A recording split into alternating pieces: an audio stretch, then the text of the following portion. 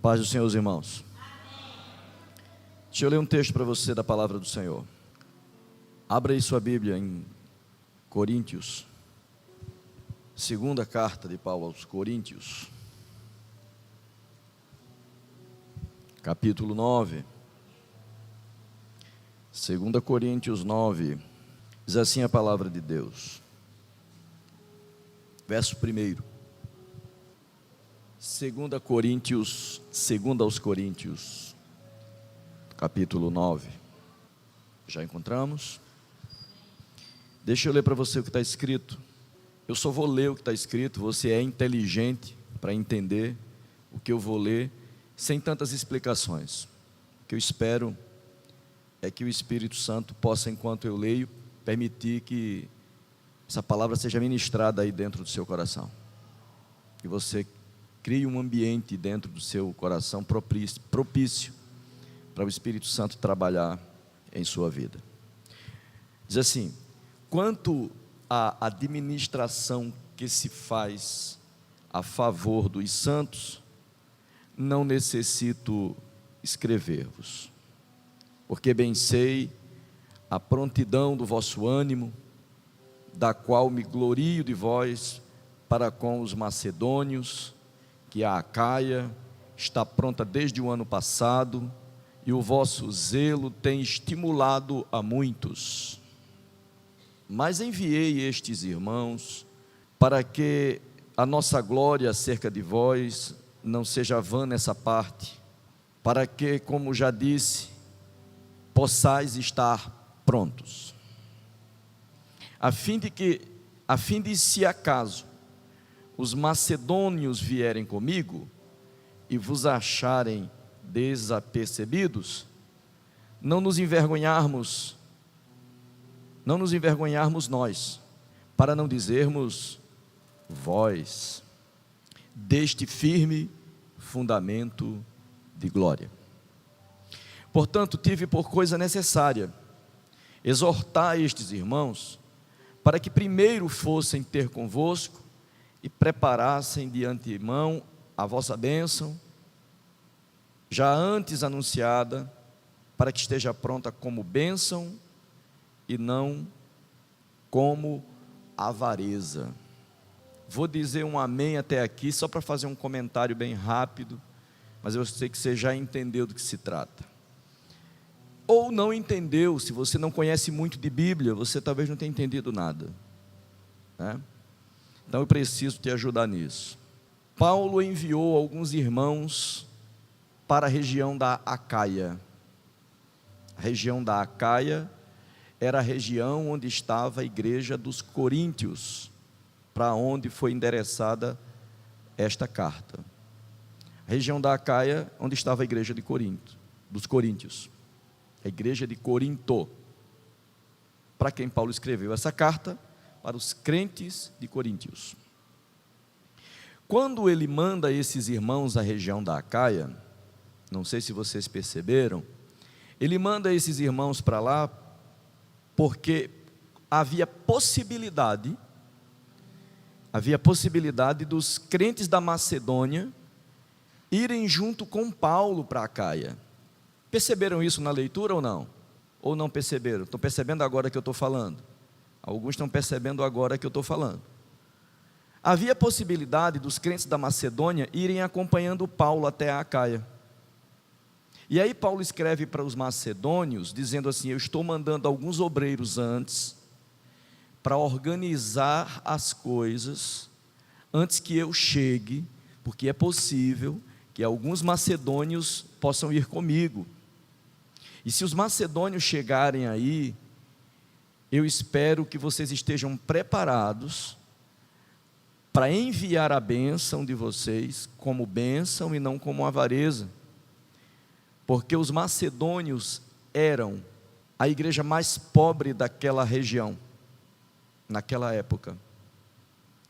E a Bíblia diz, e Paulo em outra ocasião diz, que os macedônios, eles não somente ofertavam, mas eles também se doavam em trabalho, em comprometimento, colocavam em risco suas próprias vidas por causa do Evangelho.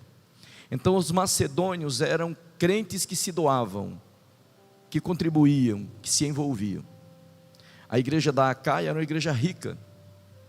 A região da Acaia era uma região abastada, tinha muitos recursos. E aí Paulo diz: os macedônios vão comigo. Os macedônios são simples. Se os macedônios chegam e ver a oferta que vocês estão organizando para mandar para a igreja mãe em Jerusalém, e essa oferta não for condizente, com a expectativa que os macedônios têm, nós vamos ficar envergonhados. Aí Paulo diz: nós, para não dizer vós. Paulo disse: a vergonha é nossa, mas não é bem nossa, a vergonha é de vocês, que os macedônios, tendo pouco, ofertam muito, e vocês tendo muito, o que se espera é que a contribuição seja correspondente àquela posse que você tem. Eu não estou falando da tua oferta, estou falando de Paulo conversando com os coríntios, tá certo? Eu estou explicando o texto que eu li para você. Então ele diz assim: é para que vocês estejam prontos. Mas Paulo elogia eles, dizendo: olha, desde o ano passado vocês estão prontos, e o zelo de vocês tem estimulado outros a fazerem a mesma coisa.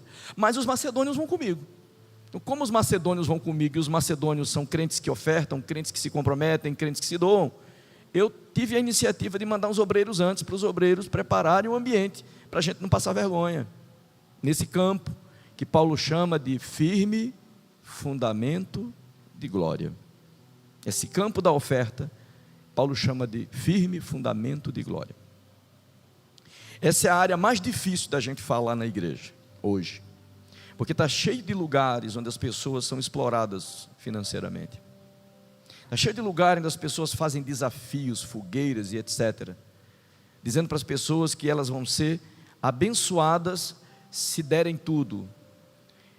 Mas a Bíblia fala sobre esse ministério da oferta, da coleta, e a gente não pode se calar com relação a isso.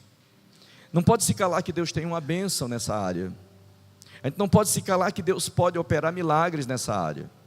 Não somente de modo sobrenatural, mas pelo princípio que envolve a atitude de ofertar e de dizimar. Existe um princípio que alicerça essa ação.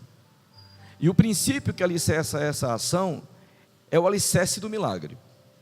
Há um plano espiritual de Deus para abençoar aqueles que se envolvem com Deus nessa parte.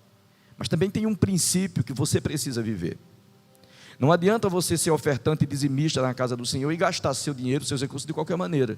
Você nunca será abençoado, porque você não aplica os princípios de Deus na sua vida. E tem muitos crentes que são ofertantes, são dizimistas e não prosperam. Mas ele não prospera porque ele não aplica os princípios da palavra. Ele apenas oferta, dizendo assim: vou fazer uma troca com o Senhor, dou meu dízimo, dou minha oferta, o Senhor me abençoa. E aí eles não prosperam, eles vivem dificuldade, eles não avançam, o céu não se abre sobre a vida deles, porque existem os princípios da palavra para serem aplicados. E os princípios da palavra você aprende estudando. Não ame o sono, acorde cedo, trabalhe, não gaste seu dinheiro à toa, não se envolva com dívida. Tudo isso aí são princípios que às vezes a gente não aplica na nossa vida e fica esperando só o milagre sobrenaturalmente acontecer, e ele nunca acontece. Mas existe um milagre sobrenatural que envolve a vida daqueles que guardam os princípios, porque isso é o que o irmão Raimundo leu na abertura do culto: é ouvir a palavra e praticar. Também nessa parte, é ouvir a palavra e pôr em prática. E existe o milagre sobrenatural da lei da semeadura, que Paulo vai dizer o seguinte: digo que semeia pouco, colherá pouco, e o que semeia em abundância, colherá em abundância. Então existe um princípio que nós aplicamos à nossa vida, que é o da palavra de Deus. Existe um princípio sagrado, que é a lei da semeadura, que quando nós fazemos, nós vamos ver Deus abençoar a nossa vida em todas as áreas. Eu quero que você oferte a Deus agora. Quero que você abra seu coração para dar a sua melhor oferta. A sua melhor oferta é aquela que envolve o teu coração cheio de alegria em participar desse projeto na obra do Senhor.